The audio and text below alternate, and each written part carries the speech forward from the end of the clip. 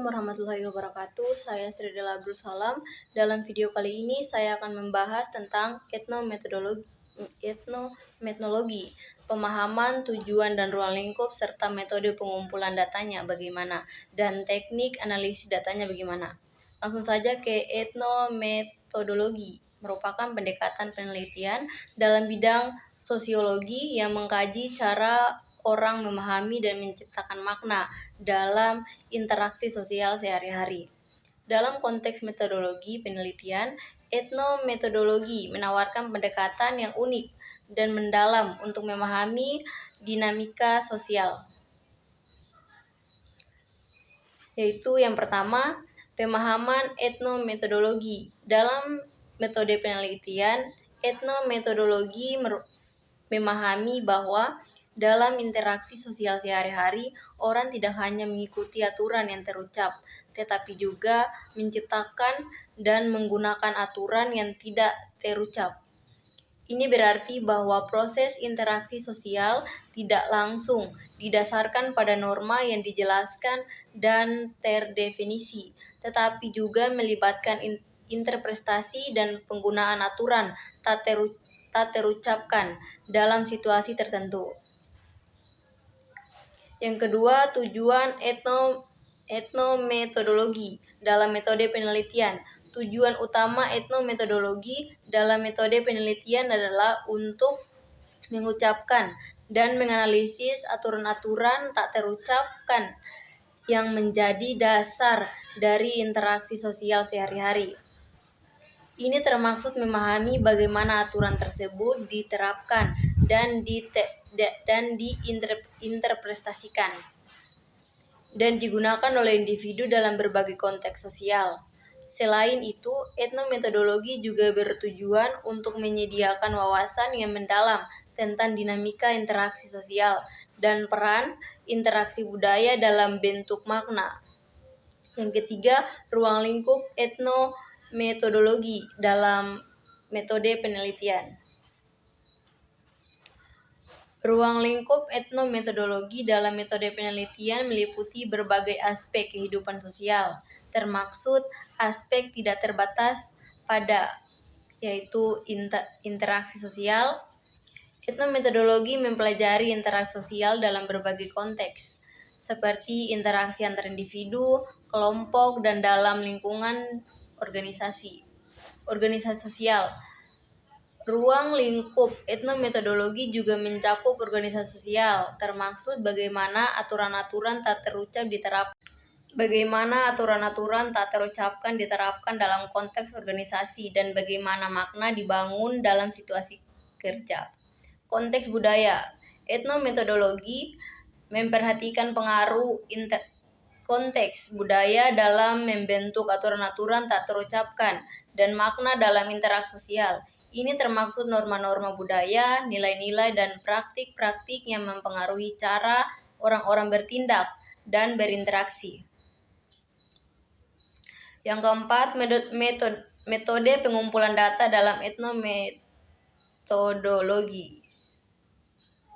Beberapa metode pengumpulan data dalam etnometodologi mencakup yang pertama, observasi partisipatif.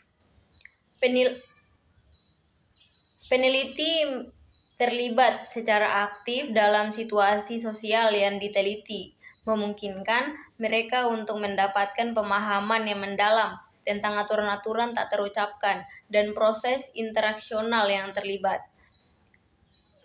Selanjutnya, wawancara mendalam. Peneliti melakukan wawancara dengan peserta untuk mendapatkan pemahaman yang lebih dalam tentang cara mereka membuat makna dalam interaksi sosial. Selanjutnya, analisis transkripsi. Peneliti menganalisis rekaman audio atau video dari interaksi sosial sehari-hari untuk mengidentifikasi pola-pola aturan tak terucapkan dan proses interaksional yang terjadi. Yang kelima, studi kasus. Metode pengumpulan data dalam etnometodologi seringkali menggunakan studi kasus untuk mendapatkan pemahaman yang mendalam tentang interaksi sosial dalam konteks yang spesifik. Studi kasus dapat melibatkan observasi langsung, wawancara, dan analisis transkripsi untuk menggambarkan secara rinci bagaimana aturan-aturan tak terucapkan diterapkan dalam makna dibangun dalam situasi tertentu.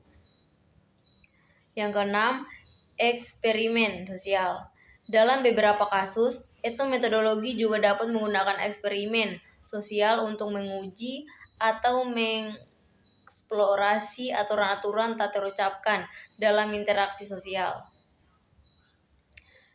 Eksperimen ini dapat dirancang untuk menciptakan situasi sosial tertentu dan mengamati bagaimana individu beraksi dan berinteraksi dalam konteks tersebut. Yang ketujuh, pengamatan non-partisipatif. Selain observasi partisipatif, metodologi juga mendapatkan penggunaan pengamatan non-partisipatif, di mana peneliti tidak terlibat secara langsung dalam situasi sosial yang diamati. Pengamatan non-partisipatif dapat memberikan sudut pandang yang lebih objektif terhadap interaksi sosial, meskipun dapat memiliki keterbatasan dalam memahami aturan-aturan tak terucapkan yang mungkin tidak langsung terungkap. Yang kedelapan, analisis dokumen. Metode pengumpulan data lainnya dalam etnometodologi adalah analisis dokumen, di mana peneliti menganalisis dokumen-dokumen yang relevan untuk memahami konteks sosial dan budaya di mana interaksi sosial terjadi. Dokumen yang dianalisis dapat berupa catatan resmi, kebijakan organisasi, atau sumber-sumber lain yang memperkaya pemahaman tentang konteks sosial. Yang kesembilan, penggunaan teknologi. Dalam era digital, etnometodologi juga dapat memanfaatkan teknologi untuk pengumpulan data, seperti analisis media sosial atau penggunaan perangkat lunak untuk menganalisis rekaman audio atau video dari interaksi sosial sehari-hari. Kesimpulan dari video kali ini adalah dengan menggunakan berbagai metode pengumpulan data, etnometodologi memberikan kontribusi yang berharga terhadap pemahaman tentang cara orang membuat makna dalam interaksi sosial sehari-hari melalui observasi partisipatif, wawancara mendalam, dan analisis transaksi, serta studi kasus, eksperimen sosial, dan penggunaan teknologi. Etnometodologi memungkinkan peneliti untuk mendapatkan pemahaman yang mendalam tentang aturan-aturan tak terucapkan dan proses interaksional dalam konteks spesifik. Dengan demikian, etnometodologi tidak hanya memberikan wawasan yang berharga tentang dinamika sosial, tetapi juga mendukung pengembangan teori dan penelitian sosiologis lebih lanjut. Mungkin itu saja penyampaian materi tentang etnometodologi dari saya. Sekian, wabillahi taufiq wal hidayah. Wassalamualaikum warahmatullahi wabarakatuh.